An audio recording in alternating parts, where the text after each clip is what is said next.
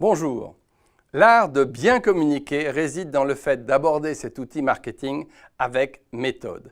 Et j'ai malheureusement trop vu en ma qualité de coach d'affaires des chefs d'entreprise partir dans des projets de communication sans en avoir défini les objectifs ou identifié leurs cibles. Alors ici, je vous propose une méthodologie en 7 points et demi que j'utilise avec mes clients et leurs conseils en communication. Premier point, le ciblage.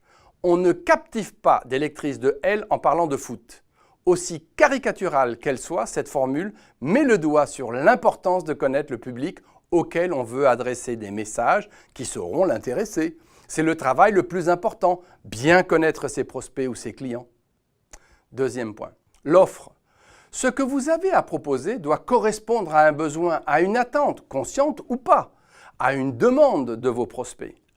Il est donc important d'avoir une offre adaptée à votre cible ou à vos cibles.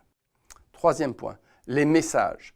Maintenant que vous savez à qui vous vous adressez et quelle offre vous souhaitez faire, alors vous pouvez construire un message cohérent. Par les messages, vous devez intéresser, susciter le désir, proposer une action qui doit correspondre à ce que vous voulez que vos cibles retiennent. Quatrièmement, les supports. Le choix de bons supports est aussi le fruit de l'analyse de vos cibles. Quelles sont leurs lectures, leurs habitudes de consommation, leurs habitudes de communication?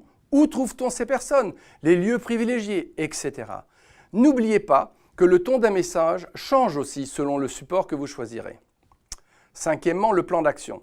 Le lancement de vos campagnes de communication doit être programmé par un plan d'action défini au préalable pour jouer efficacement avec la complémentarité des outils que vous allez déployer. Sixièmement, mesurez les résultats. N'oubliez pas de mesurer les retours des campagnes de communication. C'est le meilleur moyen pour identifier ce qui marche ou ce qui ne marche pas. C'est aussi apprendre et améliorer. Rares sont les messages qui marchent du premier coup. Alors construisez au fur et à mesure. C'est aussi en forgeant que l'on devient forgeron. Ne vous laissez pas tenter par une jolie commerciale ou un vendeur persuasif. Organisez votre communication, construisez un plan. Septième point, vous. Votre implication compte énormément dans la réussite de votre communication. Vous êtes le premier ambassadeur de votre entreprise. Mettez-vous à la place de vos clients ou de vos prospects. Validez que cette communication vous parle en tant que client.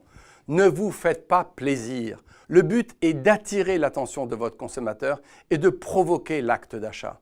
Vous devez donc être impliqué et faire vôtre les actions de communication sur lesquelles vous aurez investi. Alors, le septième point et demi, un conseil.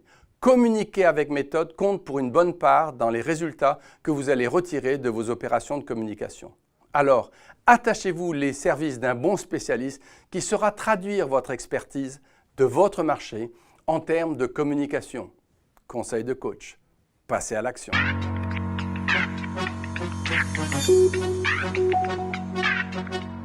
Thank you.